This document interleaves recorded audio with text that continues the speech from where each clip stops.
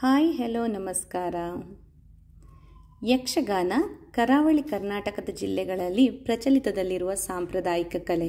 ಯಕ್ಷಗಾನವು ನೃತ್ಯ, ಹಾಡುಗಾರಿಕೆ, ಮಾತುಗಾರಿಕೆ, ವೇಷಭೂಷಣಗಳನ್ನೊಳಗೊಂಡ ಒಂದು ಶಾಸ್ತ್ರೀಯ ಕಲೆ.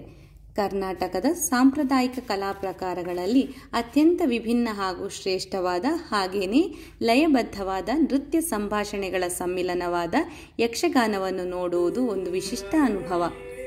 ರಾಮಾಯಣ, ಮಹಾಭಾರತ ಹಾಗೆ ಇನ್ನಿತ್ಯಾದಿ ಪುರಾಣಗಳ ಸಣ್ಣ ಕಥೆಯೊಂದರ ಪ್ರಸಂಗವನ್ನು ಯಕ್ಷಗಾನದಲ್ಲಿ ಪ್ರದರ್ಶಿಸಲಾಗುತ್ತದೆ. ನಮ್ಮ ಊರಿನಲ್ಲಿ ಪ್ರತಿ ವರ್ಷವೂ ಯಕ್ಷಗಾನದ ಒಂದು ಟೀಮ್ ಮನೆ ಮನೆಗೆ ಬಂದು ಒಂದು ಸಣ್ಣ ಪ್ರಸಂಗವನ್ನು ಪ್ರದರ್ಶಿಸ್ತಾರೆ. ಅಂದರೆ ಒಂದು 5 ರಿಂದ 10 ನಿಮಿಷದಷ್ಟು ಹೊತ್ತು. ಇದನ್ನು ಗೆಜ್ಜೆ ಪೂಜೆ ಅಂತಾರೆ.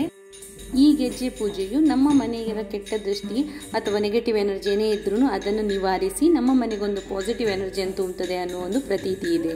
ಹಾಗೆಯೇ ಈ ಸಲದ ನಮ್ಮ ಮನೆಯಲ್ಲಿ ಆಗಿರುವಂತಹ ಗೆಜ್ಜೆ ಪೂಜೆಯ ಒಂದು ದೃಶ್ಯ ನಿಮಗಾಗಿ.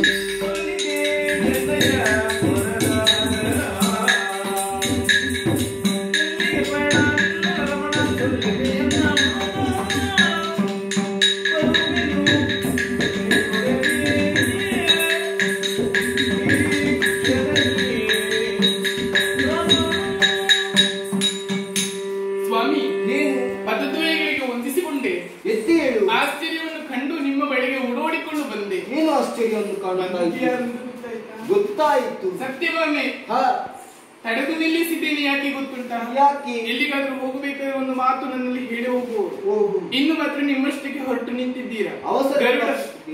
ಗರುಡ ಸಿದ್ಧನಾಗಿ ನಿಂತಿದ್ದಾನೆ. ಆದ್ದರಿಂದ ಈ ಕಾಲಕ್ಕೆ ನಿಮ್ಮನ್ನು ತಡೆದು ನಿಲ್ಲಿಸಿದ್ದು ಯಾಕೆ? ಕಾರಣ ಬೇರೇನೂ ಅಲ್ಲ. ಎಲ್ಲಿಗೆ ಗಮನ, ಯಾರುಡನೆ ಕದರ ಹೇಳ್ತೀರಾ? ಸತ್ಯಭಾಮ,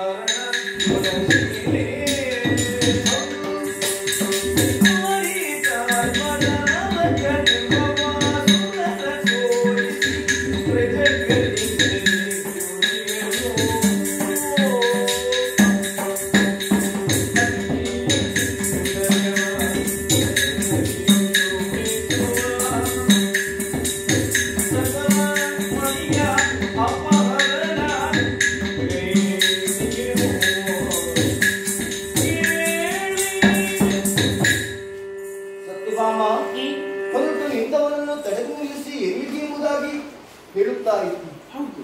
ಎಲ್ಲಿಗಾದರೂ ಹೋಗುವಾಗ ಸತ್ಯಭಾಮ, ನಾನು ಇಲ್ಲಿಗೆ ಹೋಗುತ್ತೇನೆ, ಅಲ್ಲಿಗೆ ಹೋಗುತ್ತೇನೆ ಎಂಬುದಾಗಿ ಹೇಳಿ ಹೋಗುವವನು ನಾನು.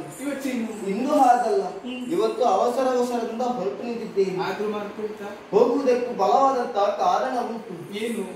ಆಗ ಇಲ್ಲಿಗೆ ಬಂದು ಹೋದವನು ಯಾರೆಂದುಕೊಂಡು ಸ್ವರ್ಗಾಧಿಪತಿ ಇಂದ್ರ ಯಾವತ್ತು ನನ್ನ ಪಾದ ಪೂಜೆಗೆ ಬರುವವನು. ಇಂದು ಹಾಗಲ್ಲ. ಬೇಸರದಿಂದ ಕಣ್ಣೀರನ್ನು ಇಡುತ್ತಾ ಇಲ್ಲಿಗೆ ಬಂದಿದ್ದಾನೆ. ಸ್ವರ್ಗಲೋಕಕ್ಕೆ ನರಕ ದೈತ್ಯನ ದಾಳಿಯಾಗಿದೆ. ಅದಿತಿಯ ಕರ್ಣಕುಂಡಲ, ಯಮನ ಪಾಶ, ಕುಬೇರನ ಬೊಕ್ಕಸ, ವರುಣನ ಮನುಷ್ಯಯಿಲ್ಲ ಇವೆಲ್ಲವನ್ನ ಅಪಹರಿಸಿದ್ದಾನಂತೆ. ದೇವೇಂದ್ರನಿಗೆ ಸಮಾಧಾನದ ಮಾತನ್ನ ಹೇಳಿದ್ದೇನೆ, ಆತನನ್ನು ಒದಿಸಿಕೊಡುತ್ತೇನೆ ಎಂಬುದಾಗಿ. ಆದ್ದರಿಂದ ಅವಸರದಿಂದ ಹೊರಟು ನಿಂತಿದ್ದೇನೆ. ನನ್ನನ್ನು ಕಳುಹಿಸಿಕೊಡುವೆಯಾ? ಅಂದೊಂದು ಕಾಲದಲ್ಲಿ ಒಂದು ಮಾತು ಕೊಟ್ಟವರು, ಸಮಯ ಸಂದರ್ಭ ಬಂದಾಗ ಸುರಲೋಕದಲ್ಲಿರುವಂತಹ ಪಾರಿಜಾತವನ್ನು ನಿನಗೆ ತೋರಿಸಿಕೊಡುತ್ತೇನೆ ಎನ್ನುವ ಹಾಗೆ ನೀವು ಹೋಗುವುದು ಸ್ವರ್ಗಲೋಕಕ್ಕೆ, ಜೊತೆಯಾಗಿ ಹೋಗುವ ದಂಪತಿಗಳಾಗಿ. ನೀನ್ ಯಾಕೆ ಬರುವುದು? ನಾನು ಯುದ್ಧಕ್ಕಾಗಿ ಹೋಗುವುದು. ಪಾರಿಜಾತವನ್ನು ನೋಡಲೇಬೇಕಾ? ನಾನು ಸ್ವಲ್ಪ ಯೋಚಿಸಬೇಕು. ಸಭೆಯಲ್ಲ, ನರಕಾಸನ ಮೊರೆ ಏನೆಂಬುದಾಗಿ. ತಂದೆ ತಾಯಿಗಳಿಂದ ಆತನ ನಾಶ. ಆ ಕಾರಣಕ್ಕಾಗಿ ನಾನೊಬ್ಬನೇ ಹೋಗುವುದಲ್ಲ, ನನ್ನ ಜೊತೆಯಾಗಿ ಇವಳನ್ನು ಕೂಡ ಕರೆದುಕೊಂಡು ಹೋಗಬೇಕು. ಸತ್ಯಭಾಮ, ಯೋಚಿಸಲಿಕ್ಕೆ ಸಮಯ ಇಲ್ಲ, ತಡವಾಗಿದೆ. ಗರುಡವನ್ನು ನಿಂತಿದ್ದಾನೆ. ದೇವರು ಯಾವಾಗ ಹೊರಡುತ್ತಾನೆಂಬುದಾಗಿ ಆತನ ಹೆಗಲನ್ನೇರಿಕೊಂಡು ಸುರಲೋಕಕ್ಕೆ ಹೋಗೋಣ.